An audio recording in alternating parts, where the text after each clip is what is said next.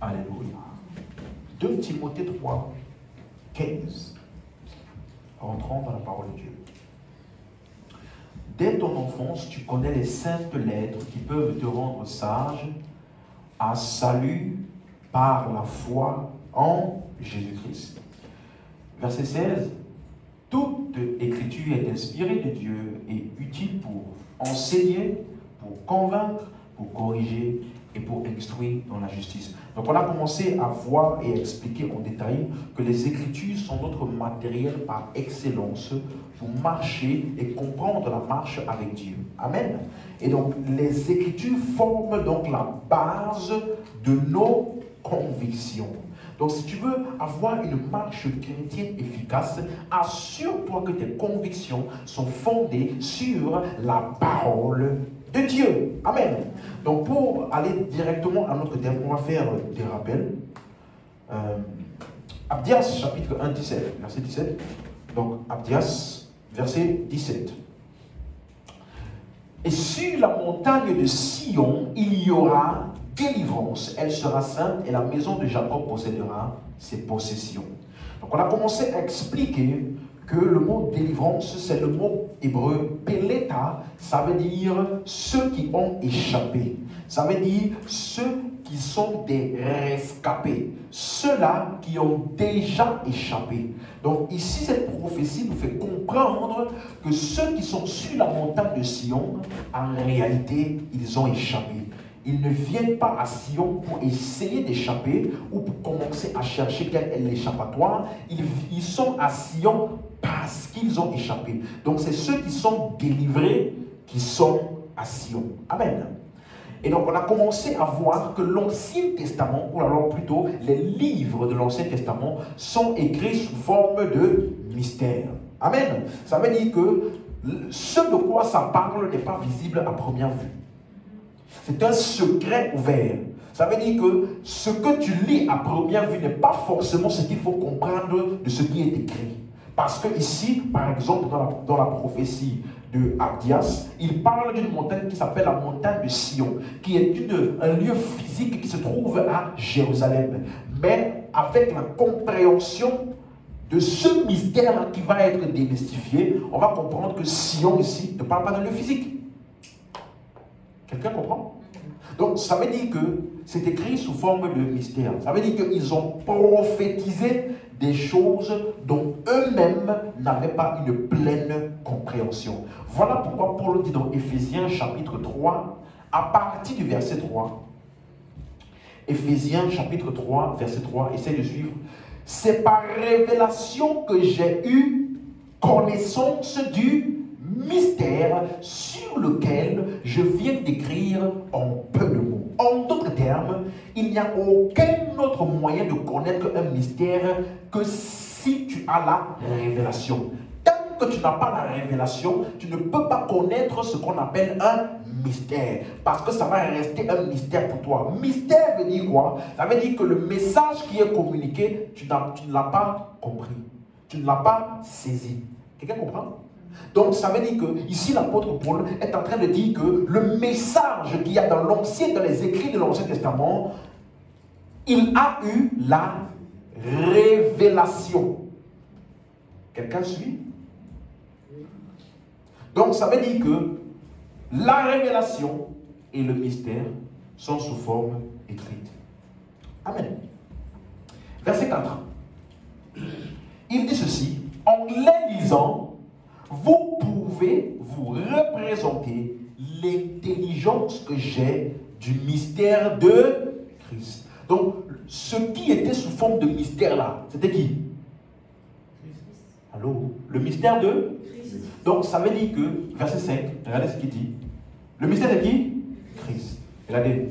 Il n'a pas été manifesté au Fils des hommes dans les autres générations, comme il a été révélé maintenant par l'Esprit aux saints apôtres et prophètes du Christ. Donc je vous ai déjà expliqué que les apôtres et prophètes, ou saints apôtres et prophètes, ça parle des apôtres de l'agneau, les 12, et par extension Paul aussi, qui ont reçu la révélation des écrits de l'Ancien Testament qui étaient sous forme de mystère. Vous comprenez maintenant? Or, qu'est-ce qui était sous forme de mystère? Christ. Donc, en d'autres termes, les apôtres ont eu la compréhension du message de Christ qui était caché dans les écrits de l'Ancien Testament. Si tu suis, dis-moi Amen. Donc, ça veut dire que le mystère caché depuis le commencement était Christ. Ce mystère a été propagé dans les écrits de tous les prophètes de l'Ancien Testament. Et après la résurrection de Jésus, les apôtres ont reçu par l'Esprit la révélation et ils l'ont écrit dans les épîtres. Donc, en d'autres termes, Paul est en train de dire qu'en lisant verset 4, Paul est en train de dire ceci: en lisant les écrits des saints apôtres et prophètes qui ont eu la révélation là, de Christ, vous aussi, vous allez comprendre la même révélation du mystère de Christ et être capable de comprendre chacun des écrits de l'Ancien Testament. Voilà pourquoi j'ai toujours dit, tu ne peux pas comprendre les livres de l'Ancien Testament séparément des épîtres. Toute tentative de faire ça n'a créé que des hérésies. Suivez? Pourquoi vous pensez que les gens parlent aujourd'hui de tous les thèmes qui sont populaires? Le manteau de mon père. Ils ont pris dans l'histoire de qui? Élie et Élisée. Vous voyez? Quoi encore? Laissez-moi même vous choquer. Est-ce que vous savez que dans le Nouveau Testament, le mot onction est utilisé moins de 5 fois?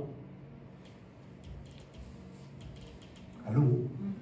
Je dis combien? Moins de 5 fois. C'est-à-dire que quand tu as la révélation de Christ, tu ne cours pas et tu ne cherches pas l'onction. Pourquoi? Parce que c'était prééminent dans l'Ancien Testament, parce que c'était une catégorie d'hommes. Dans la Nouvelle Alliance, je mettrai de mon esprit sur toutes les chaises. Quelqu'un comprend? Vous regardez, quand vous lisez les épîtres, aucun serviteur de Dieu n'est appelé loin.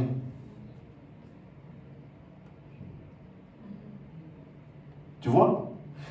Pour te dire que il y a des choses que quand tu lis simplement l'Ancien Testament, à part, il y a des emphases que tu peux tirer par erreur. Parce que rappelez-vous, ces hommes-là avaient une compréhension de Christ limitée. Quelqu'un arrive à ce que je dis? Donc, si tu lis ça séparément, aïe, le sel, il a pris le sel, il l'a jeté dans l'eau. Et puis, ça a changé. Vous suivez? Ce sont des narrations ou des récits qui ont essayé d'être interprétés séparément des épîtres. Pourtant, je vous ai expliqué, par exemple, dimanche dernier, que le livre de Genèse, lorsque Dieu disait, au commencement, Dieu créa les cieux et la terre. Je vous ai expliqué, ça ne parle pas de la création. La création a commencé après. Vous suivez? Ça parlait de la parole, le logos, l'intention de Dieu depuis au commencement était la parole, ou alors le logos. Le logos là c'est qui? Christ. Donc Jean là, quand il écrit Jean 1 verset 1, il était en train de nous expliquer quel est le plan de Dieu depuis le commencement, avant même qu'il y ait création. C'était qui? Christ. Les cieux et la terre. On a vu que les ténèbres se mouvaient au-dessus des eaux. Hein? Et l'Esprit de Dieu se mouvait. Et Dieu dit que la lumière... Donc, tu vois toute cette narration-là. Quand tu essaies de comprendre ça séparément des épîtres ou de ceux qui ont eu la révélation, tu vas essayer de tirer tes propres conclusions. Comme par exemple, quelqu'un avait dit une fois, une théorie qui est très très populaire. Je pense que j'avais parlé de ça dans La Croix a tout changé. Qui disait que, comme Dieu a créé les cieux et la terre, c'était beau. Ça c'est Genèse 1, verset 1. Et maintenant Genèse 1, verset 2, la terre était informe et vide. Ils disent Dieu ne peut pas créer quelque chose qui est informe et vide. Donc, comme la Bible est écrite en versets, entre le verset 1, Genèse 1, verset 1, et Genèse 1, verset 2, il y a beaucoup de choses qui sont passées, telles que la guerre au ciel et Satan qui a été précipité sur la terre. C'est quand Satan est précipité sur la terre, bam, que la terre que Dieu avait créée est devenue informe et... Tu vois, c'est une tentative d'interprétation indépendamment des épîtres. Si tu avais juste lu les épîtres, tu comprendrais que Paul dit, comme Dieu a dit que la lumière soit et la lumière fut, c'était en fait la lumière de l'évangile de Christ qui devait briller dans les cœurs. Donc la terre est utilisée de manière symbolique pour préfigurer ou alors pour symboliser l'homme. Et les cieux sont utilisés de manière métaphorique pour symboliser qui? Dieu. Donc, depuis le commencement, le plan initial de Dieu était les cieux et la terre. Dieu et l'homme en un. Où j'ai pris ça? Dans les... Comprenez maintenant? Mais si tu t'arrêtes là, tu restes là, tu vois, vous savez, le serpent, dans les jardins d'Éden, quelqu'un disait, le serpent là, en fait, c'était le diable. Et puis, quand on dit que la sémence ou la postérité de la femme écrasera celle du serpent, la tête du serpent, je crée une inimitié entre la postérité et la postérité de la femme. Donc, en d'autres termes, ils sont en train de dire que le serpent là a une postérité physique. Et il y a une théorie qui dit que le véritable péché d'Adam, ce n'est pas de manger une pomme. C'est que elle a couché Ève avec le serpent. Tu as jamais entendu ça? C'est très, très, très répandu. Et la première fois que j'ai entendu ça, j'étais choqué. Mais l'explication qu'il m'a donnée, ça m'a fait réfléchir. Il a dit, regardez vous-même. Adam et Ève, là, ils ont eu 2 fils, n'est-ce pas? Caïn et Abel. Tu vois, un là, il est doux, tranquille. Il y a un autre là, il est mal poli. On dit, ton frère où? C'est moi et son gardien. Il dit, il a appris ça où? Ces gènes-là, ça vient d'où? Il dit, c'est forcément parce que lui là, il est la descendance du serpent. Et Abel est la descendance d'Adam et Ève. Tu vois? Et ces gens qui disent ça, si tu n'es pas bien enseigné, ils peuvent te dégoûter. Vous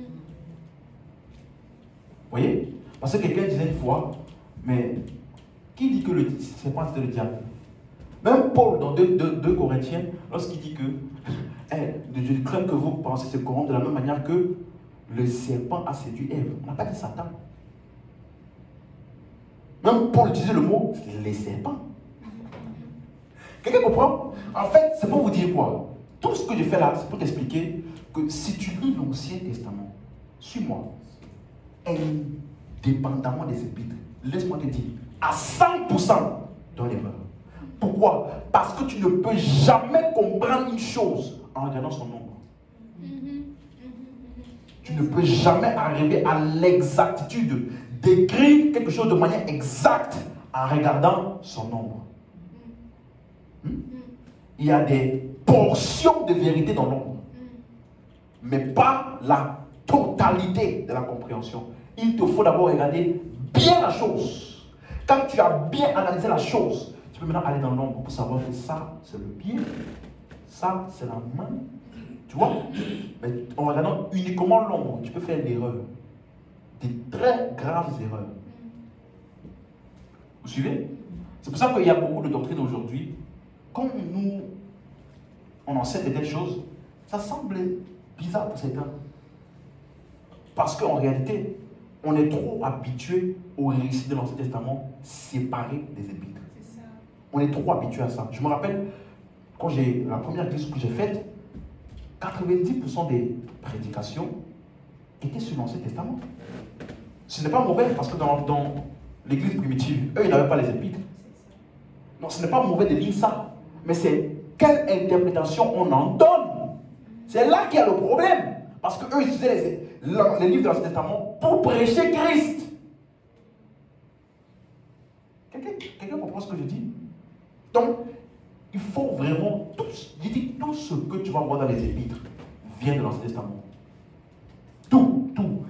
Marcher selon la chair, n'accompagné par l'esprit, la chair et l'esprit, ils sont opposés afin que vous ne fassiez pas ce que vous voulez. Tout ça là, c'est dans l'Ancien Testament. Si on t'explique bien. Est-ce que vous suivez? Donc, l'objectif est que nous puissions comprendre. Voilà pourquoi verset 8. Quelqu'un suit?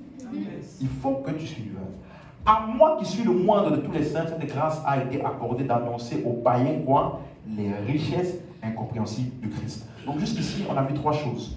Mystère de Christ, révélation de Christ et richesse incompréhensible de Christ. Donc tu vois que tout ça là est résumé, contenu dans une seule personne.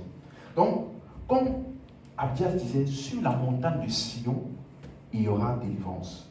L'expression la montagne de Sion, donc, si tu comprends que le mystère dans les écrits des prophètes était Christ, ça veut dire que la montagne de Sion était donc une image de Christ. C'est clair? Quelqu'un comprend? Donc comme ils prenaient à l'époque, quand il n'y avait pas encore les épîtres, quand eux ils prenaient ces livres-là, ils parlaient de la montagne de Sion et ils expliquaient Christ. Une autre prophétie, c'est Ésaïe 28, verset 16. C'est pourquoi ainsi parle le Seigneur l'Éternel. Voici, j'ai mis pour fondement en Sion une pierre. J'ai mis pour fondement en Sion une pierre. Une pierre éprouvée, une pierre angulaire de prise, solidement posée. Celui qui la prendra pour appui n'aura point hâte de fuir. Et ici, le mot pierre angulaire, c'est le mot pina. Ça veut dire un pilier, un fondement, ce sur quoi on bâtit tout le reste. Et donc, ça c'est quoi? Le mystère. N'est-ce pas?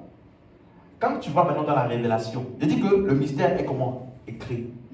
La révélation est aussi écrite. Donc, tu veux comprendre ça. C'est pas, Seigneur, fais-moi comprendre. Aïe. Seigneur, dis-moi, c'est quoi Sion? Parle-moi, Esprit de Dieu, c'est quoi Sion? Frère, si tu fais ça, hein, tu vas arriver en brousse. En les lisant, vous aussi, vous pouvez vous représenter le mystère de Christ. Donc quand tu lis ça, ne commence pas à voyager. Qu'est-ce qu'ils ont dit de Sion? C'est comme ça que j'étudie. Tu vois, non? Je me rappelle, il y a une époque là, je commençais à lire Genèse. Je prenais 1, 2, 3 versets. Je pas cherché dans tous les épîtres, tous ceux qui ont mentionné ces versets-là. Qu'est-ce qu'ils ont dit de ça? Et je repars lire avec la compréhension que j'ai eue des épîtres. Pour voir comment est-ce qu'il lit. Parce que, suis-moi, il y a une manière de lire l'Ancien Testament. Si tu n'as pas été inculqué cette manière de lire là, tu vas arriver dans les hérésies. Suis-moi, je te dis, j'avais parlé de ceci. Quelqu'un disait une fois, Abraham, sa femme a eu du mal à enfanter. Isaac, sa femme a eu du mal à enfanter. Jacob, la femme qu'il aimait, a pris du temps à enfanter. Ça veut dire que eux, dans leur famille là, il y a un lien. Il y a un lien familial qui va de génération en génération. Le lien là est lié à quoi? L'enfantement. Tu vois? Mais si tu lisais les épîtres, tu n'allais jamais faire une telle conclusion. Tu vois? Je dis ça, je dis souvent, si tu es un vrai enseignant, prêche tous les épîtres en profondeur.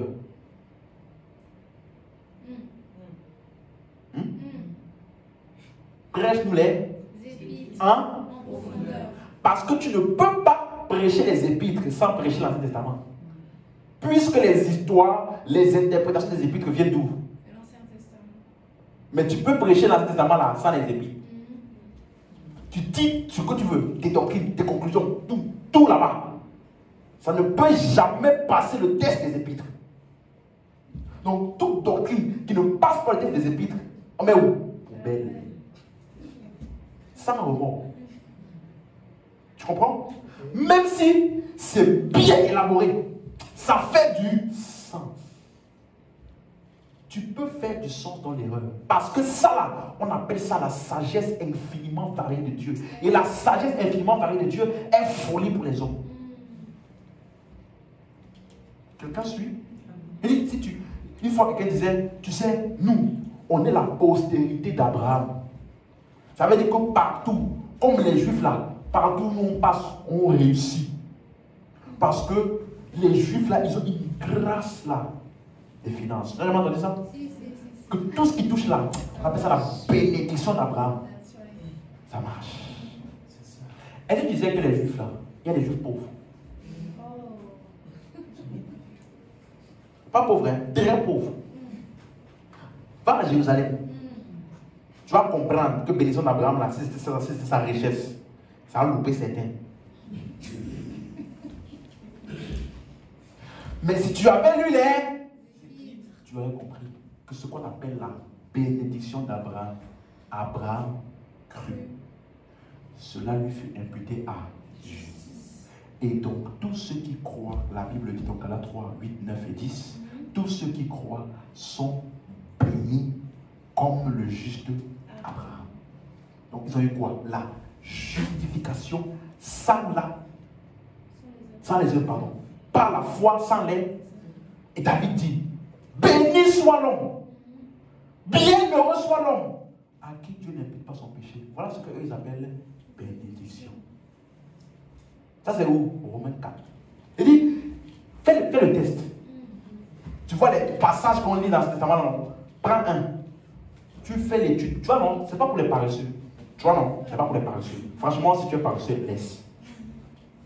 Va, on va te dire, hey, tu es aujourd'hui dans la prison, mais demain, tu seras au palais du roi. T'inquiète pas, le chemin du palais est proche. Si tu crois en ça, yeah, va là-bas. Il n'y a pas de problème. Si tu veux arriver à une compréhension exacte des Écritures, ça demande du travail.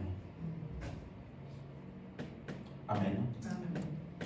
Donc, regardez, 1 Pierre chapitre 2, verset 6. On a lu Ésaïe 26, n'est-ce pas? Regardez, Pierre, qu'est-ce qu'il dit de la même prophétie? Car il est dit dans l'Écriture, voici une autre chose, attendez, que vous allez souvent remarquer, les apôtres, lorsqu'ils vont citer certaines Écritures, ils vont corriger. Ou ils vont mieux formuler.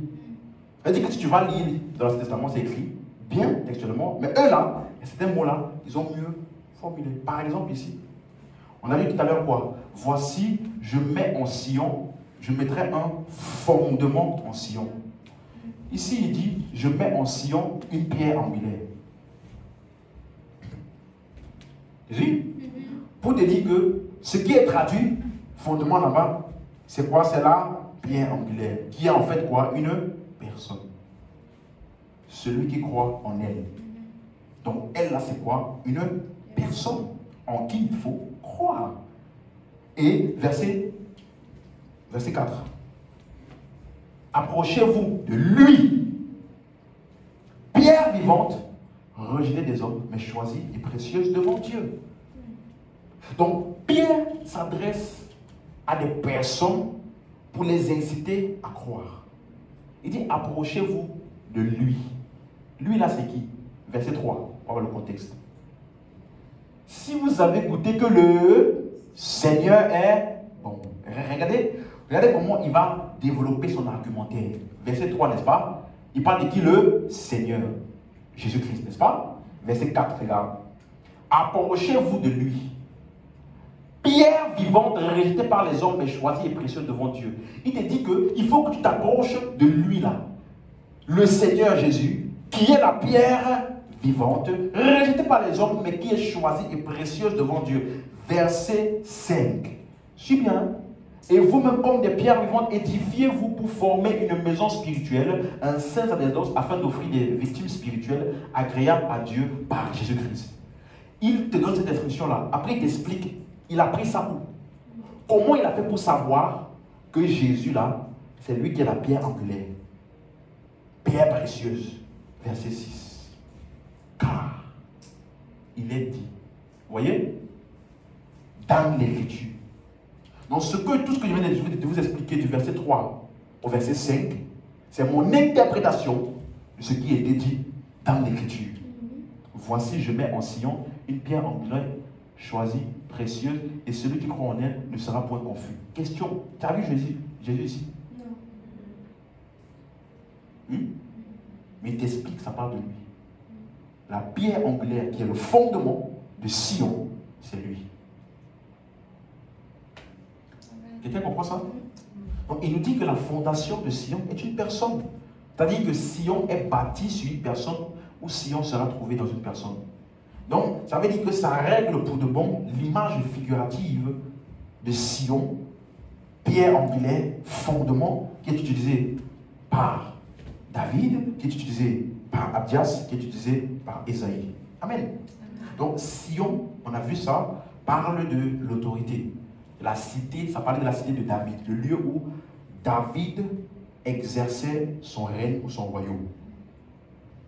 Donc pourquoi est-ce qu'on utilise maintenant ça en parlant de pierre précieuse qui parle de Jésus? Parce que justement, Sion physique où David régnait est utilisé, suis bien, de manière figurative pour symboliser qui? Christ et le royaume de Dieu en Christ. L'autorité, la domination de Christ. Et c'est ce que nous avons en Christ. Donc voilà pourquoi, dimanche dernier, j'ai commencé donc à parler de quoi? Notre autorité en Christ. Que si tu es à Sion, si tu es en Christ, ne cherche pas l'autorité parce que tu l'as déjà. Dis-le moi, je suis en Christ. J'ai l'autorité. Amen. Donc, vous voyez, même avant, à certain moment-là, je n'avais pas encore toute la connaissance que j'ai aujourd'hui. Mais il y a certains enseignements que j'avais du mal. Comment devenir une autorité spirituelle? J'avais écouté un enseignement comme ça. Et on t'expliquait comment tu dois prier, lire la Bible, méditer beaucoup, faire ceci, faire cela. Et tu vas penser que c'est à force de faire ça que tu vas devenir. Donc avant de faire ça, tu n'es pas. C'est ça là qui va déterminer que tu vas devenir l'autorité spirituelle. Donc tu vas lier ton autorité à ce que tu fais. Et ça, c'est une grave erreur. Parce que ce n'est soutenu par aucune écriture, cette pensée. Ça ne peut être soutenu que par les expériences. Non, au début de ma vie chrétienne, franchement, j'avais beaucoup de choses qui se faisaient là, ça ne marchait pas. Ça ne marchait pas. Après, je commençais à avancer, à grandir, un peu, les choses ont commencé. Ça ne peut être soutenu que par les expériences, pas par les écritures. Vous suivez? Beaucoup de gens, ils ont du mal avec ces genre de choses-là parce qu'ils voient ce qu'ils vivent. Comment un pasteur peut dire qu'il n'y a pas des niveaux, il n'y a pas plusieurs niveaux d'autorité en tant que chrétien? Pourtant, nous, on voit bien que c'est souvent chaud. Hein? Ce n'est pas parce que ta vie ne manifeste pas ça que c'est faux. Hein? La parole ne s'adapte pas à ta vie. Ta vie s'adapte à la parole. Suivez? Éphésiens 1, 18.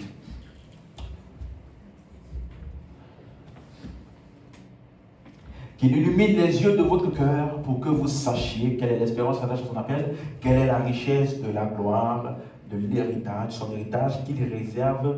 Dans l'original, c'est dans les saints. Verset 19. Et quelle est envers nous qui croyons l'infinie grandeur de sa puissance se manifestant avec efficacité par la vertu de sa force. Verset 20. Il l'a déployé, en parlant de sa puissance infiniment grande, ou en Christ, en le ressuscitant entre les morts et en le faisant asseoir à sa droite dans les lieux célestes. Et je vous ai expliqué que, si tu lis même dans la version anglaise, tu vas voir que, en le faisant asseoir, en anglais c'est le mot set. S-E-T. Set, ça veut dire quoi? Établi, positionné.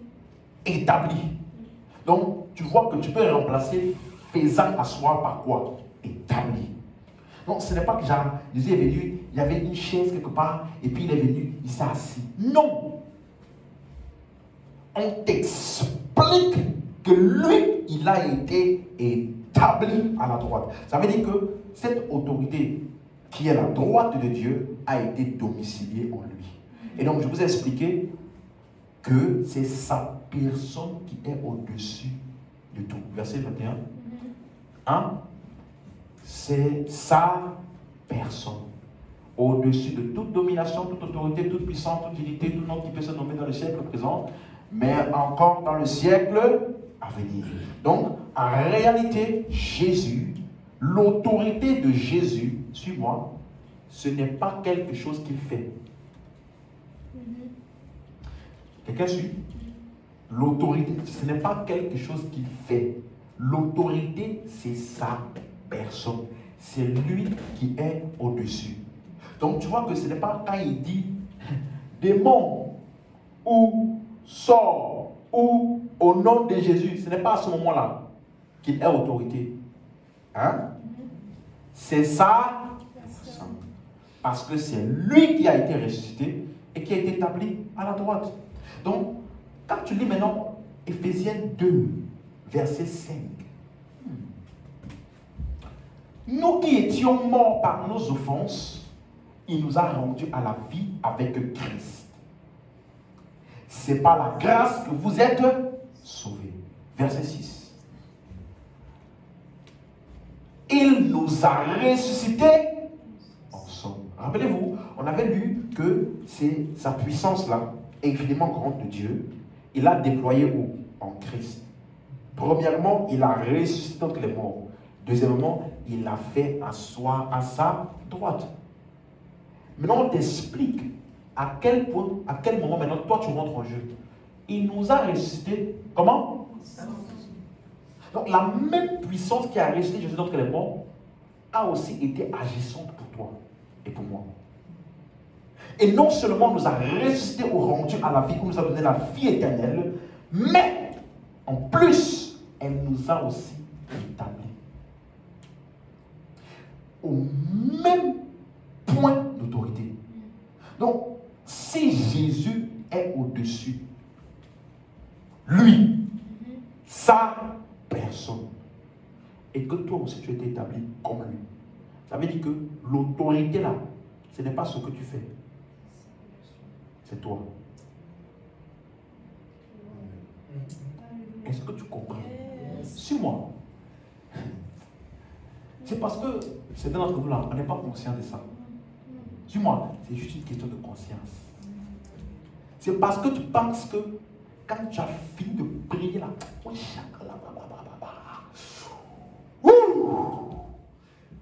sont où les plus gros démons à venir? En fonction des enseignements que tu as reçus, tu as appris à bâtir ta confiance en toi et en ton autorité sur ce que tu fais.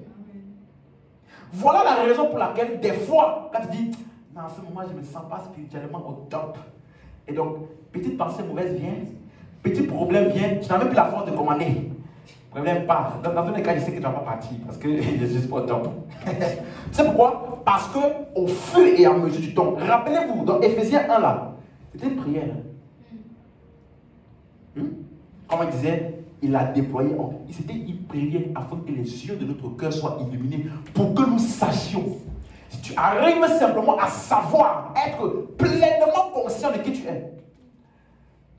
Quand tu dors, écoute-moi, quand tu es tellement conscient, même dans ton sommeil, je n'ai pas dit tu as éveillé, dans ton rêve là-bas, hein, tu fonctionnes dans l'autorité. Celui qui a les oreilles, entend. Tu me suis? Je me rappelle, j'avais certaines expériences que c'était en ce moment-là. on vient, on te étrangle, on te fait quoi encore? On te poursuit, on te tire comme ça en haut, au moment où on veut te tuer la couteau, la partie au veille.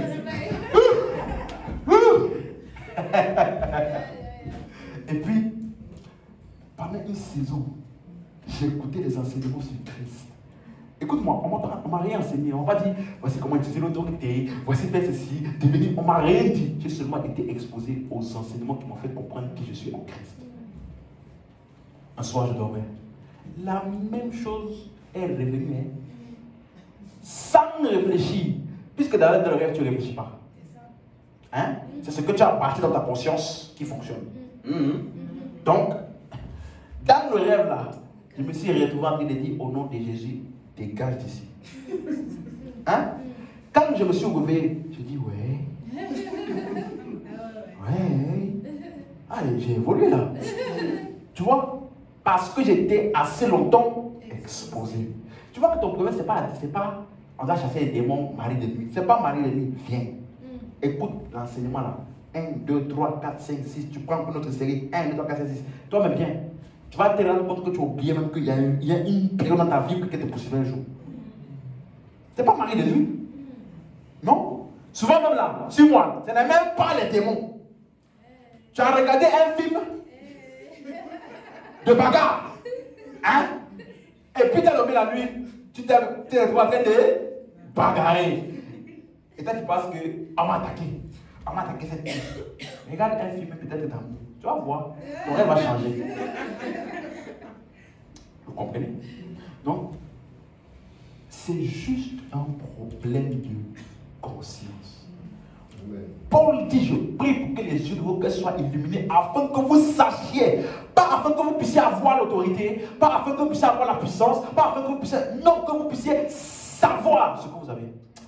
Parce que le vrai problème, c'est que tu ne sais pas. Je n'ai pas dit que tu n'as jamais entendu. Tu as entendu, mais c'est entré ici, sorti là-bas. Non, le pasteur, il n'est pas conscient des réalités de notre vie. Non, les choses anciennes sont passées. Pasteur, tu es sûr, tu sais ce que j'ai vu tous les jours là? Je suis une nouvelle création en Christ, les choses sont passées, je suis devenue nouvelle. Mais, pasteur, je connais, hein, mes anciens combats sont toujours là.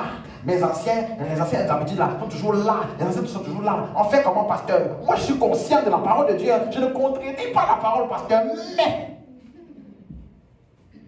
je ne peux pas aussi ignorer ce que j'ai vu. C'est pour ça que beaucoup de personnes parlent. Quand tu parles comme ça, tu n'as pas compris.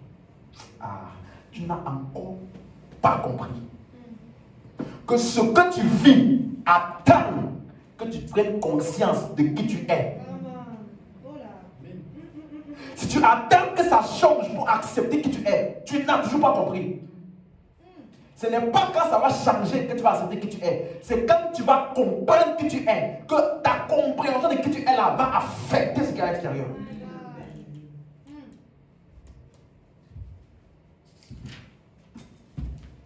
Il nous a, suis-moi, juste ce verset-là, si tu restes dessus assez longtemps pour comprendre de quoi il parle, il y a une manière de vivre là que tu peux vivre. Écoute-moi, il nous a ressuscités ensemble. Ça veut dire que la chose qui n'a pas pu retenir Jésus dans le sujet des morts là, n'a pas pu te retenir toi qui es assis ici. Tu m'entends? On n'a pas dit qu'il te ressuscitera. Il nous a ressuscités et il nous a fait asseoir ensemble. Ça veut dire que, suis-moi, ça peut te choquer ce que je vais dire, mais c'est vrai. Jésus n'est pas plus puissant que toi.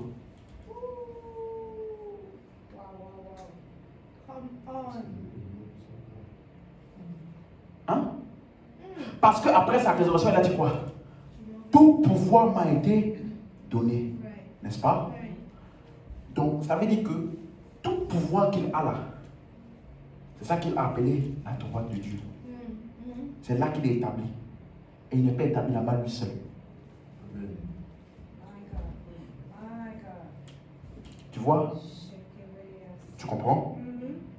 À partir de quel moment tu vas te réveiller et puis maladie va t'emporter? Explique-moi. J'essaie de comprendre.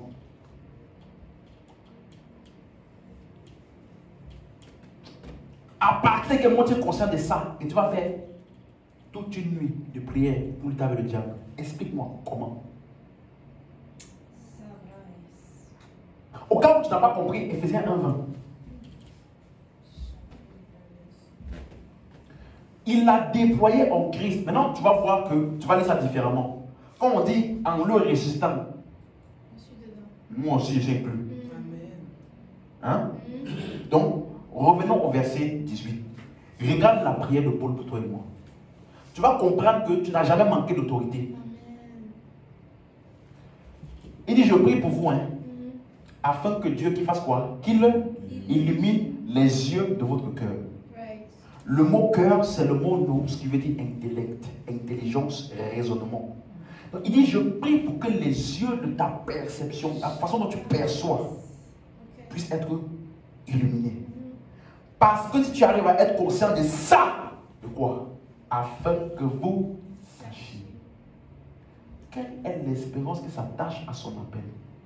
Quelle est la richesse de la gloire de son héritage qu'il réserve, j'ai expliqué, dans les saints. C'est pas tout. Verset 19. Il faut que tes yeux, de ton intelligence là, puissent saisir quoi? Qu'il y a envers toi une puissance qui est comment?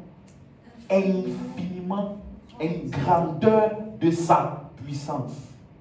La puissance là, suis-moi. Quand ça se manifeste avec dit ça ne loupe jamais. Efficacité veut dire ça produit toujours des résultats. Quand tu es efficace là, tu dis, tu demandes de faire ça, la chose est faite. Donc ça veut dire que la puissance là, elle produit toujours des résultats. Par la vertu de sa force. Les théologiens s'accordent tous au moins pour dire que voici le seul verset dans toute la Bible où toute la puissance de Dieu est concentrée à un seul verset. Les 5 mots, infini, mégatos, grandeur, puissance, dunamis, efficacité, énergie, force, kratos. Ça veut dire il y a 5 mots grecs différents qui veulent tous dire puissance, condensés à un seul verset. Et on dit que c'est disponible envers toi. Quand ça s'est manifesté pour la première fois, verset 21, verset 20, pardon. Il a déployé où? En le. Donc la première fois que toute cette puissance de Dieu entière s'est manifestée, c'était lors de la résurrection de Christ pour le faire sortir du séjour des morts. Ça n'a pas fait sortir lui seul. Et ça t'a établi où? Hein? Dans les lieux à sa droite. Suis-moi. Quand ça t'a établi là, la puissance n'est pas partie. Hein? Parce que si tu as l'autorité, suis-moi. Si tu as l'autorité, je te donne un exemple. Le président donne un ordre, n'est-ce pas? C'est par son autorité qu'il donne cet ordre. Ce qui fait agir ça là, au cas où c'est quelqu'un qui voulait être récalcitrant, il y a les forces armées qui accompagnent ce décret pour amener toute personne récalcitrante là, qui voulait faire autrement là, à faire ça, même de force. Donc ce n'est pas juste des paroles, c'est accompagné de la puissance ou alors des personnes, les gardiens, les armées, tout ça là, les policiers et autres là, n'est-ce pas? On dit couvre-feu à 18h, il a déclaré la parole, n'est-ce pas? C'est fini. Si à 18h01, tu es dehors, la police qui fait le tour là, ils vont te prendre, même si tu ne voulais pas rentrer, t'amener chez toi, plus amende. Pour te montrer que ce n'est pas simplement des paroles. Il y a une puissance effective qui accompagne ça, s'assurant que ce qui a été dit arrive. Donc la puissance là ne t'a pas seulement établie là, elle est aussi là, attendant, dès que tu déclares. Hein? Attendant que tu... Qu'est-ce qui fait que le démon part? Il fuit. Hein? N'ont-ils pas de volonté? Je dis, si il prie que tu sois conscient, pas que tu aies ça, c'est déjà là envers toi. Il faut que tes yeux s'ouvrent à ce qu'il y a envers toi. Donc, ce n'est pas la prononciation du nom de Jésus qui fait la différence. Vous comprenez maintenant? C'est toi. Satan n'a pas peur de tes prières. De toi. Tu suis? Parce que d'autres personnes peuvent prier aussi. Si tu pensais que c'est la prière. Non, moi là, les prières sont puissantes. Les prières là sont puissantes. Non. Toi, tu es assis au-dessus de tout. Donc, quand tu pries, ça marche. Il n'a pas peur de ta prière, il a peur de toi. Ça veut dire que même quand tu n'as pas prié là, il a toujours peur. Tu as compris? Si tu es conscient de ça, il y a des personnes qui ont prononcé le nom de Jésus, rien ne s'est passé. Il dit Jésus, on connaît. Paul, on. Il n'a pas dit. Il y a un gars là qui a dit aussi au nom de Jésus, lui, ça va, on le connaît. Il n'a même. Parce que les fils de Séva, ils ont dit au nom de Jésus que Paul prêche. Jésus, on connaît. Paul, on connaît. On n'a pas dit Paul qui prononce souvent Jésus là. Paul que Jésus a appelé là. Non. Paul en tant que personne. Ça veut dire que quand Paul entre quelque part, ils savent. Pourquoi? Parce que c'est toi qui es au-dessus. Il dit, il ne décrète pas ce que tu dis. C'est d'abord toi. Et comme c'est toi qui es au-dessus, ce que tu dis est accompagné d'autorité et de puissance. C'est parce que tu n'es pas conscient de ça que quand tu parles là et que la circonstance fait un peu comme ça ou que le démon fait un peu comme ça, tu commences à douter de ce que tu as dit. Lui, tu donnes un signal. Je ne sais pas qui je suis.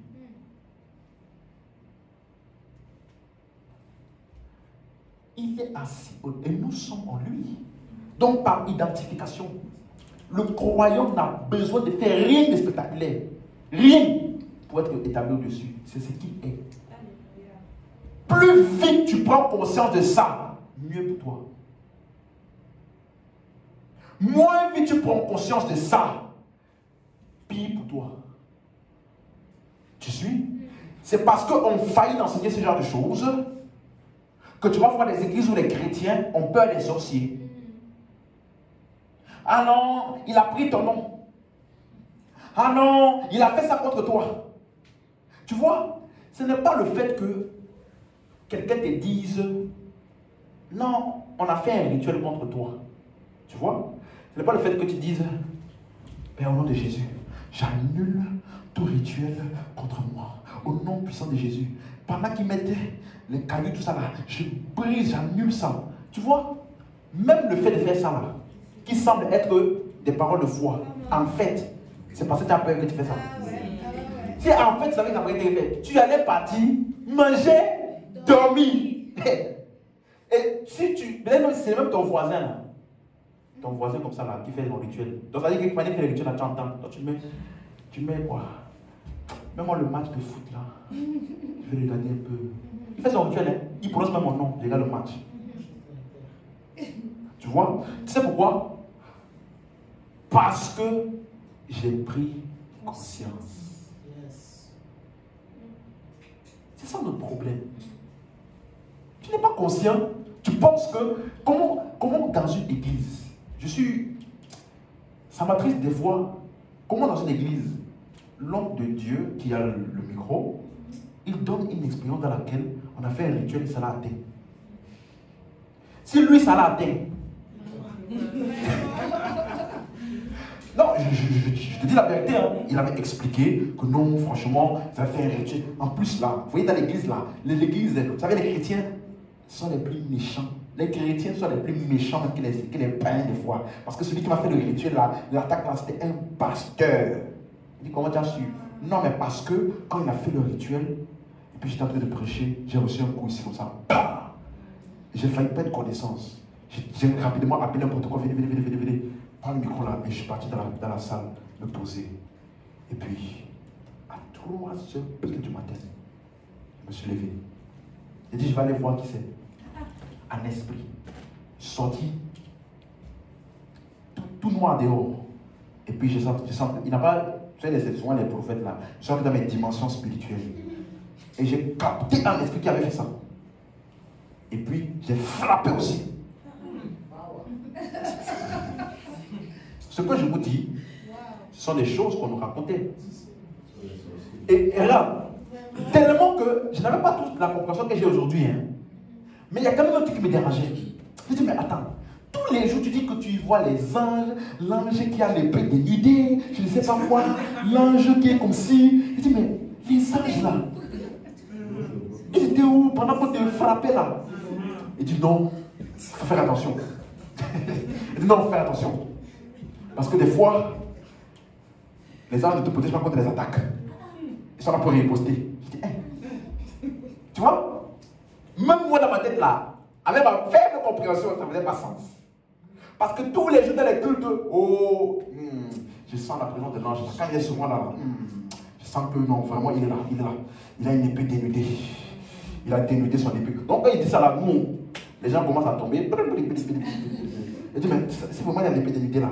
On n'a pas vu le sorcier là pour le couper la tête. Vous voyez? Et la mentalité justement maintenant du peuple, parce que j'en ai parlé avec quelques-uns, ils ont, dès qu'ils entendent que quelqu'un a fait quelque chose contre toi, tu vas voir, ils vont prendre le psaume 35. Psaume 91. Quels sont encore? Un où on dit, j'étais taillé en pièces, j'étais fait ceci, j'étais fait cela. Tu vois? Quelqu'un comprend ce que je dis? Pourquoi? Pour riposter contre des esprits maléfiques qui ont fait des choses contre toi. Tu es où? Quelqu'un comprend? Non, mais si on est vraiment Christ, pourquoi ça nous atteint quand même? Tu vois, c'est parce que tu es conscient de ces choses-là. Tu donnes accès à ça, tu donnes la puissance à ça, et puis entre vous là-bas, vous blaguez. Nous, maintenant, quand tu nous écoutes, tu as l'impression qu'on vit dans un autre monde, parce qu'en réalité, on vit dans un autre monde. On n'est pas dans la même réalité. Même si, écoute-moi, le plus grand sorcier de la terre, de l'univers, vient, il dit, toi, j'ai fini avec toi ce soir, écoute-moi. Je ne dis pas ça par oreille, je ne vais même pas prier. Je me suis même prié pour dire, Seigneur, je te confie ma vie. Rien. Pourquoi? Il va passer par où pour me toucher? Il va passer où? Il va passer où? Il va passer où? Tu sais où je suis? Au-dessus. Je suis positionné. Peace. Comment on appelle ça? Peace and love. Hein? Peace. Au-dessus. Donc, même quand tu es levé là, je suis quand même au-dessus de toi. Même si tu n'es pas en face, je suis au-dessus. C'est ce que je suis. Ce n'est pas ce que je suis quand je suis à un niveau de prière. C'est ce que je suis. Plus vite tu prends conscience de ça, mieux est ta vie chrétienne. Tu vas commencer à combattre pour des vraies choses, les âmes. Convaincre les cœurs des hommes par la prédication de l'évangile. Voilà là où on met notre force, notre puissance, notre combat. C'est pour ça. Pas pour des moustiques qui font trop de bruit inutile. Pour te distraire. Tu vois? Mais ce que je te dis maintenant là, ce n'est pas ce que j'essaye de faire. Seigneur, le pasteur a dit. Il a dit qu'il ne prie pas. Je ne prie pas. Je ne plierai pas. Je ne plierai pas. Au nom de Jésus, tu es déjà dans le trouble. Tu es déjà dans le trouble. Tu comprends? Non, parce que je suis obligé de faire ça, parce que souvent les gens pensent que c'est une formule magique. Non, parce que de toute ma vie là, j'ai toujours brisé. Donc le pasteur, tu dis qu'on fait le contraire. Donc à partir de maintenant, dès que tu me dis attaque, je ne prie pas. Je dis que je ne prierai pas. Je dis non, ce n'est pas ça. Alléluia. Si tu as des combats dans ta tête, frère, il faut déclarer. Au nom de Jésus, je suis assis en Christ, jusqu'à ce que tu sois convaincu toi-même. Amen. Hein? Mais tu dois être conscient de qui tu es.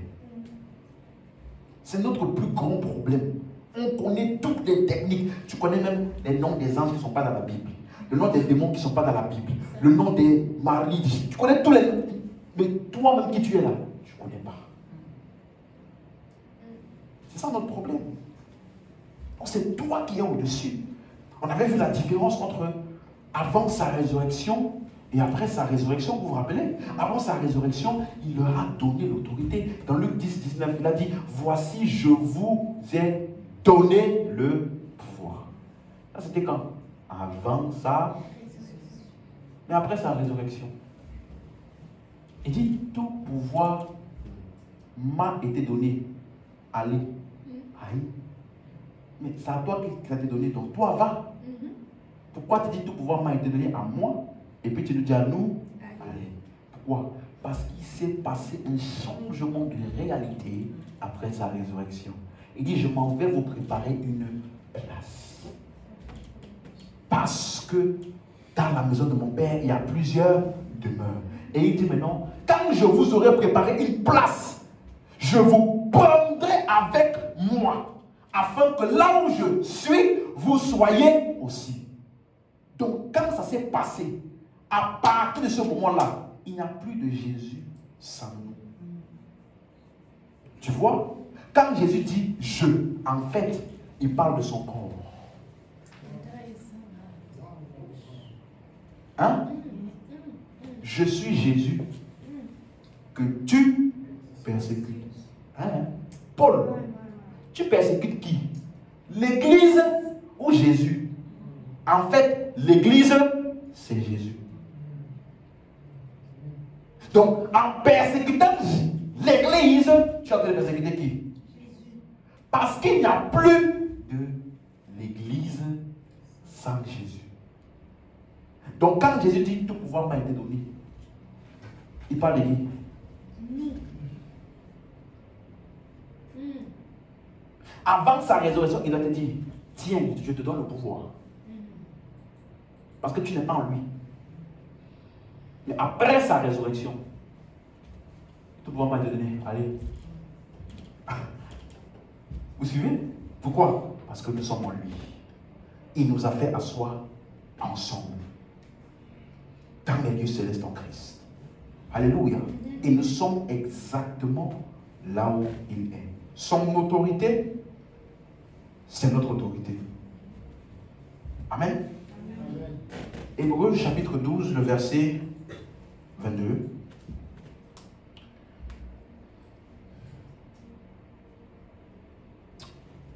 Vous vous êtes approchés de la montagne de Sion, n'est-ce pas? La cité du Dieu vivant, la Jérusalem céleste, des myriades qui forment le cœur des anges. N'est-ce pas? C'est ça Sion, n'est-ce pas? Verset 23. De l'assemblée des premiers-nés, inscrits dans les cieux. Suis-moi, suis-moi.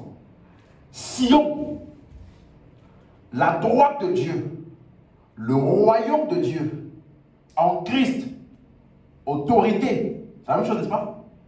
Hein? Il dit que c'est ça qu'on appelle assemblée des premiers-nés qui sont inscrits où? Dans les cieux.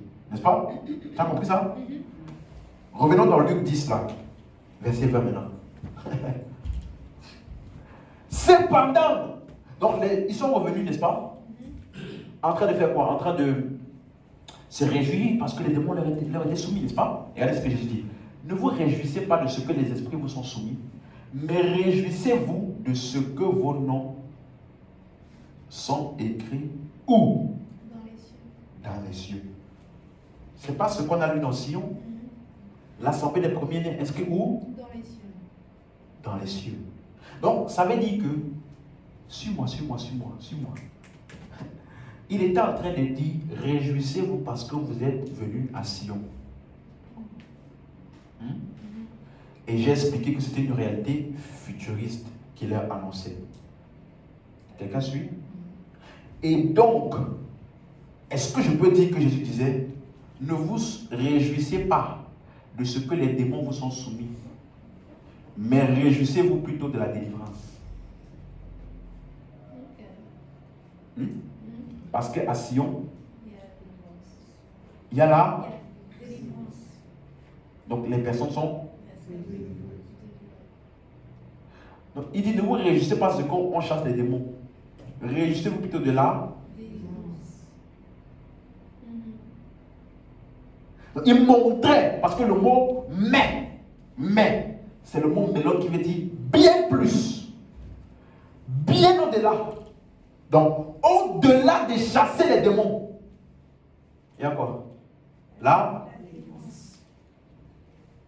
Jésus était clairement ici en train de montrer la différenciation entre le fait que tu as chassé un démon qui est soumis et la vraie délivrance. Amen. Hein? Parce qu'il nous a délivrés de la puissance des ténèbres et transportés dans le royaume de son Fils. On va terminer ce soir en expliquant un verset que j'avais commencé à expliquer, mais je n'avais pas eu le temps de bien expliquer ça. Romains 16, verset 20. On va terminer par ça. Le Dieu de paix écrasera bientôt Satan sous vos pieds. Que la grâce de notre Seigneur Jésus-Christ soit avec vous. J'avais commencé à expliquer. Quand tu lis ce genre de verset qui peut sembler être contradictoire, il dit qui peut sembler être contradictoire, c'est juste que ça a besoin qu'on t'explique de quoi il parle. Tu peux avoir l'impression qu'ici Satan n'est pas sous nos pieds. Mais pourtant, quand tu lis, on va revenir à ce verset, Éphésiens 1, verset 22. Verset 20, pardon. Il a déployé en Christ en le restant des morts, en le faisant asseoir à sa droite dans le lieu céleste. Verset 21. C'est écrit, hein. Au-dessus de toute domination, autorité, puissance, dignité, tout le monde qui peut se nommer dans le siècle présent, mais dans le siècle à venir, verset 22. Regardez. Il a tout mis sous ses pieds. Il a donné pour chef suprême à l'Église, verset 23, qui est son corps. Donc, en réalité, il a tout mis sous nos pieds.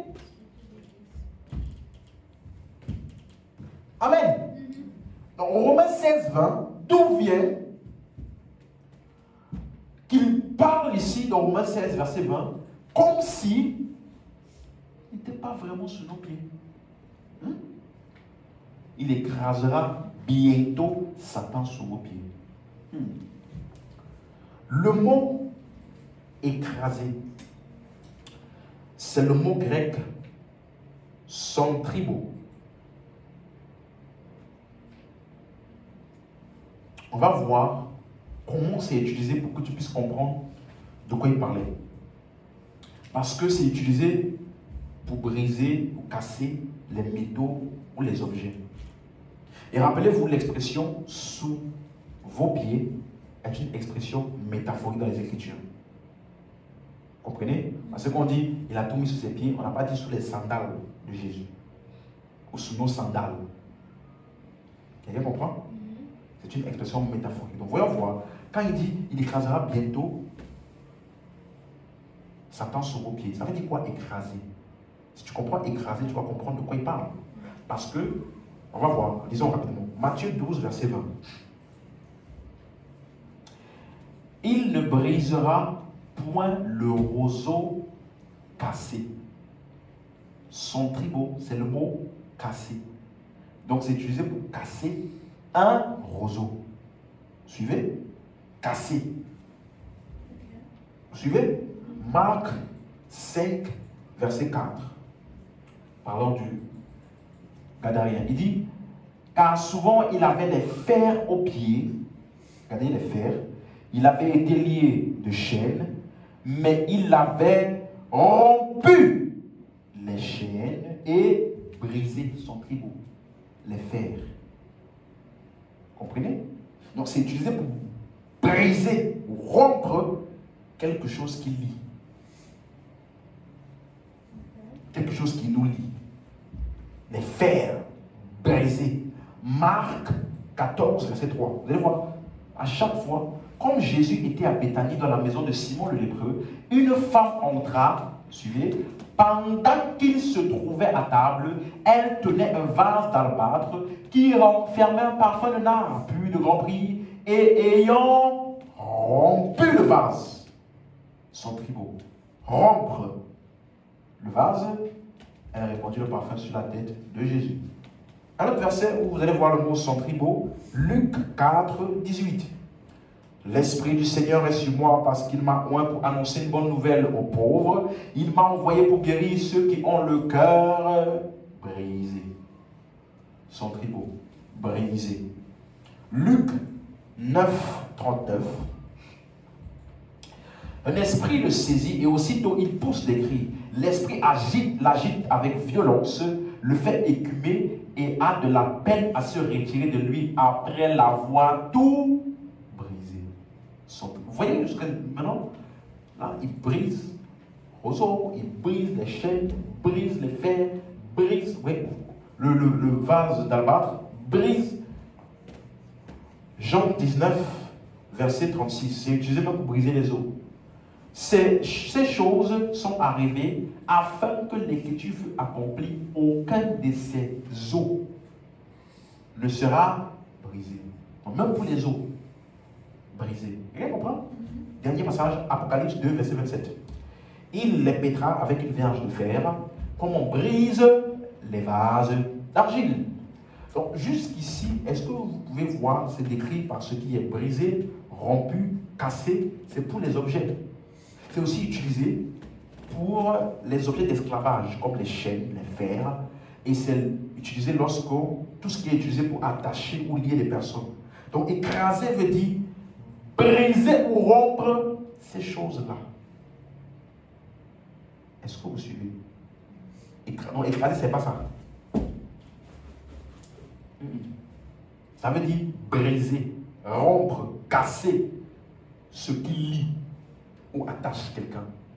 Or, dans Romains 16, verset 20, on peut donc comprendre, le Dieu de paix brisera ou écrasera bientôt Satan sur vos pieds. Il parle de quoi? Briser l'oppression ou l'emprise de Satan sur les hommes. Quelqu'un suit? Parce que l'expression bientôt, c'est le mot grec tachos, T-A-C-H-O-S.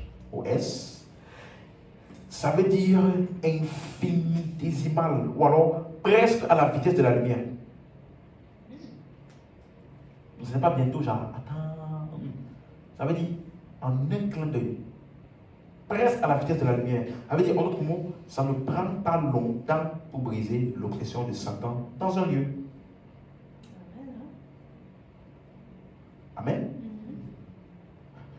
Ça ne prend pas longtemps. Souvent là, nous, on a besoin d'être renouvelé. Là, tu vas sur le sorcier. Il te dit, fais ça, j'ai besoin de ça, j'ai besoin de ça. Il dit, ok.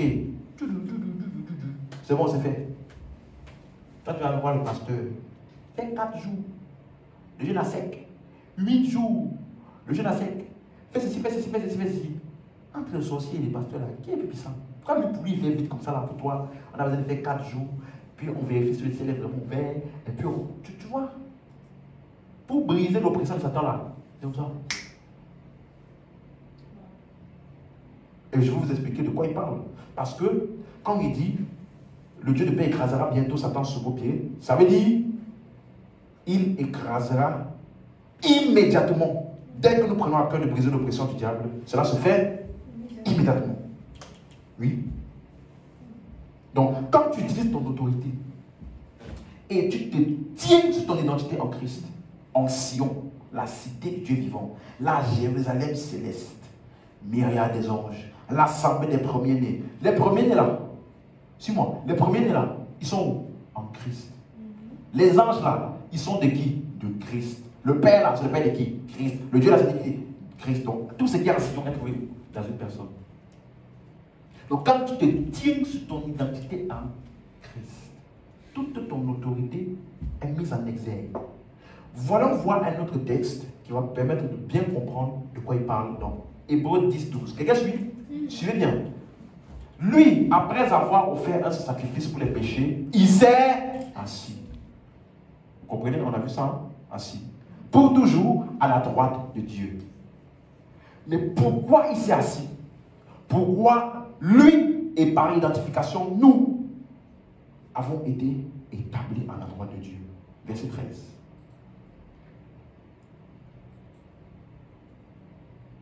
Attendant désormais que ses ennemis soient devenus son marche.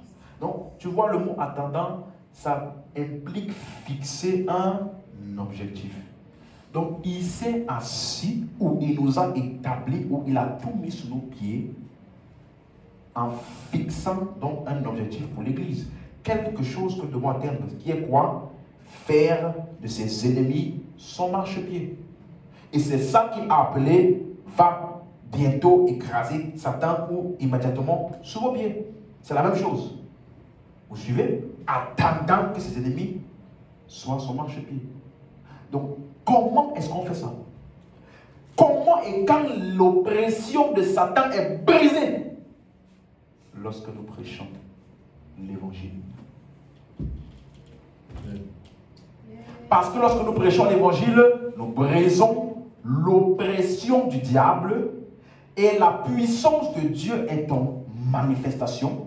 Les dons de l'esprit sont en manifestation. Les malades sont guéris. Les oppressés sont libérés. Quelqu'un qui vivait dans le péché est libéré par la puissance et le sang de Jésus et il reçoit le pardon des péchés. Suivez.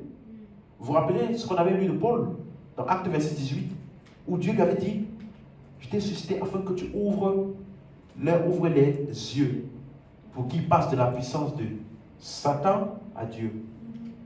Tu vois? Un peu d'œil.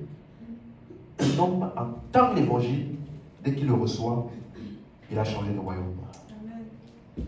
Donc quand tout ça se passe, malade guéri, et opprimés libérés, et les hommes reçoivent le royaume, qu'est-ce qui se passe? On est en train d'écraser immédiatement Satan sous nos pieds. C'est pourquoi je te dis, la plus grande chose ou faveur que tu puisses faire à un homme, c'est de lui annoncer l'évangile. La plus grande chose que tu puisses faire dont un pays a besoin, qui est sous le règne de Satan, ce n'est pas de faire, venez, on va aller à la Tour Eiffel. On va briser tous les hôtels qui sont à la Tour Eiffel. Les portes spirituelles, on t'a déjà dit ça? Il y a des portes spirituelles à la Tour Eiffel. Frère, fais brisement comme tu veux là-bas.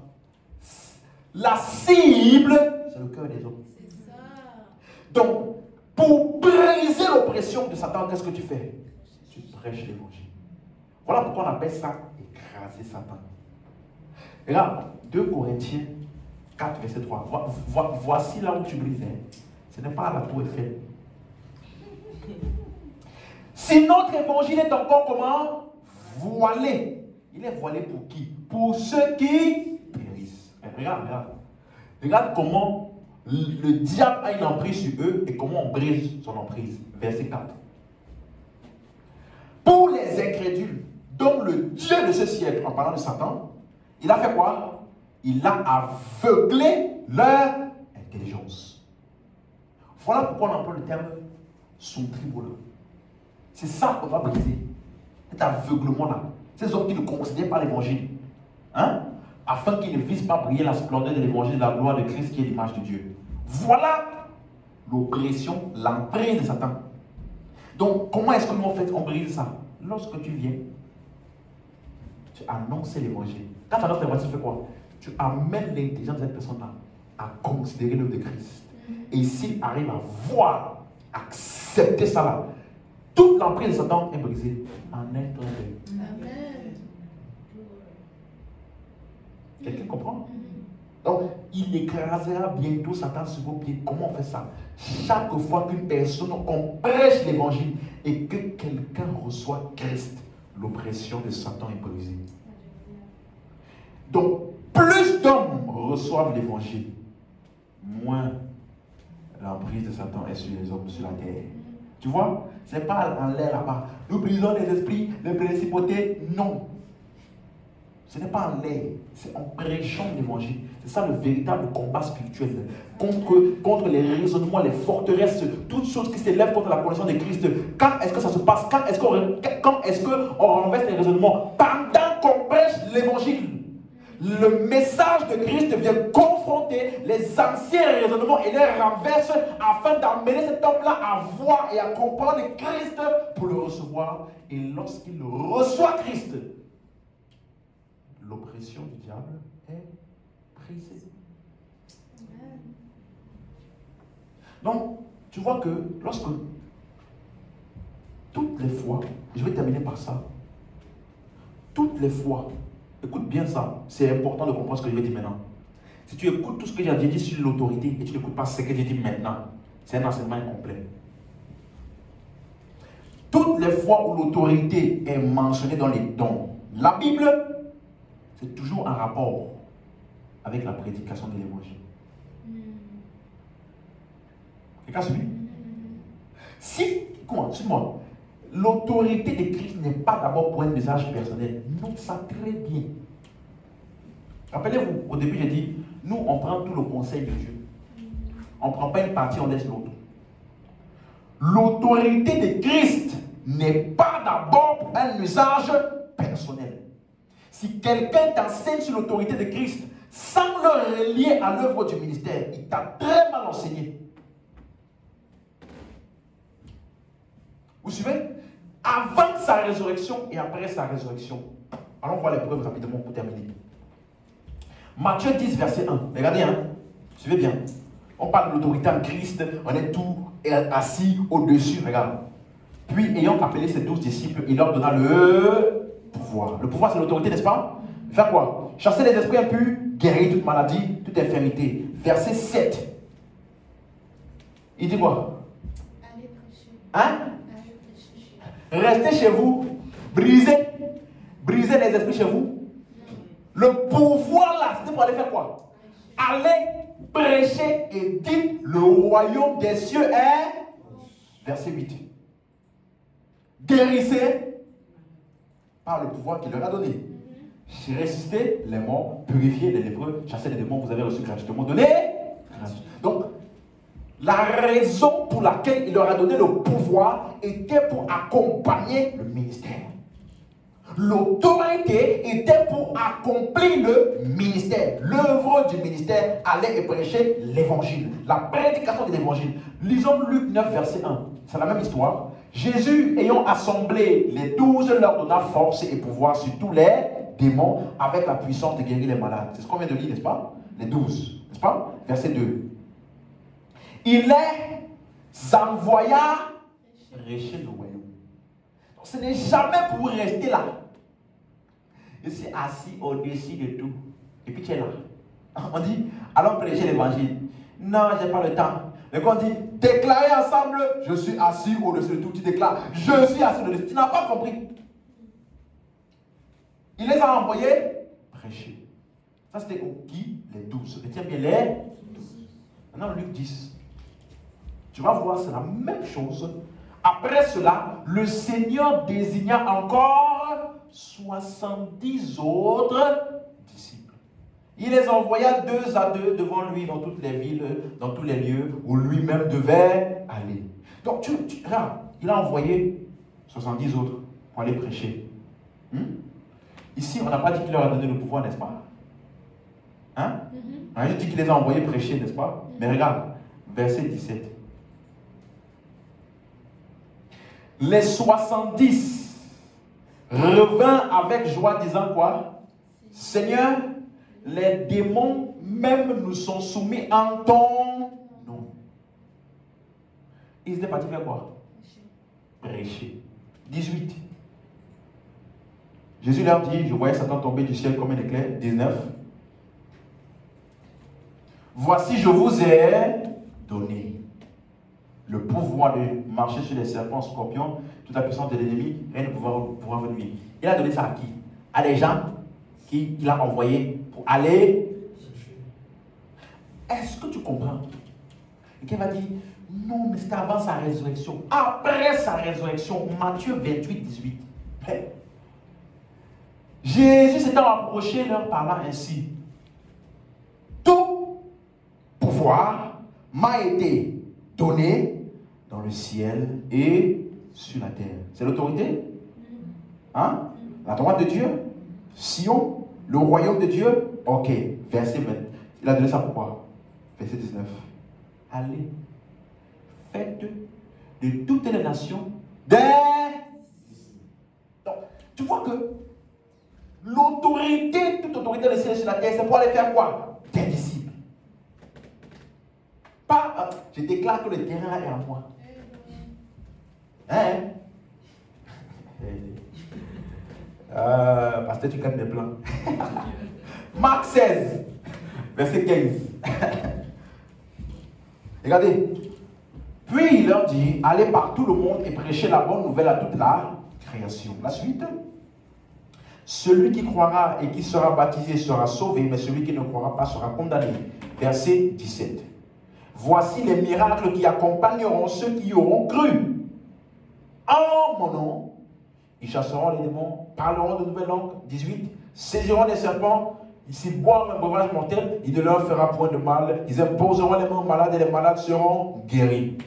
Voilà ce qu'il leur a donné. Regardez maintenant le verset 19, l'application. Le Seigneur, après leur avoir parlé, fut enlevé au ciel et il s'assit où? À la droite. Donc il s'est assis à la droite là. Eux, ils étaient avec lui, n'est-ce pas? Assis ensemble, n'est-ce pas? Verset 20. Ils s'en allaient vers quoi? Donc la conséquence d'assis à la droite, c'est quoi? Aller prêcher. Et qu'est-ce qui va se passer? Le Seigneur travaillait avec eux et confirmait la parole. Par les miracles qui l'accompagnaient. Acte 1, verset 8. Je vais te donner beaucoup d'évidence pour que tu sois sûr. Mais vous recevrez une puissance. Le Saint-Esprit survenant sur vous. Afin que vous fassiez tomber les gens. La puissance de quoi? Vous serez mais donc la puissance, ça se trouve quoi? Quelqu'un sait ce que je dis là? Non. Puissance, autorité de Christ est premièrement pour l'œuvre du ministère. Dis avec moi, la puissance et l'autorité de Christ est premièrement pour l'œuvre du ministère. Tu as compris? Non, si j'enseigne l'autorité en Christ et je n'enseigne pas ça, j'étais mal enseigné. Parce que la prédication de l'évangile est une déclaration ouverte de l'autorité de Christ. La prédication de l'évangile est une déclaration ouverte de l'autorité de Christ. C'est une déclaration, célébration de sa victoire. 2 Corinthiens 2,14. Rappelez-vous, le mot triompher qu'on avait vu, qui veut dire célébration de victoire, qui veut dire parade triomphante. On se rappelle? Regardez ce qu'il dit. Grâce soit rendue à Dieu qui nous fait toujours triompher en Christ. Toujours. Triompher, c'est quoi? Triompher, qui veut dire célébration de victoire, parade triomphante. Ça veut dire que nous exposons sa victoire, son triomphe, son autorité, comment? Qui répand par nous, en tout lieu, l'odeur de sa connaissance. Donc, à chaque fois que la connaissance de Christ est répandue dans un lieu, la célébration de son triomphe est en cours. La déclaration ouverte de son autorité est en cours. Voilà pourquoi il nous a donné l'autorité.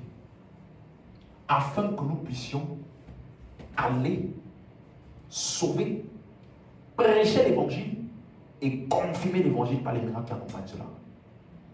Lorsque nous prêchons l'évangile, nous faisons une déclaration publique de la victoire de Christ sur la puissance des ténèbres.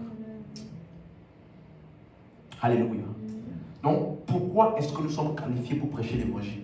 Parce que nous avons été délivrés une fois pour toutes.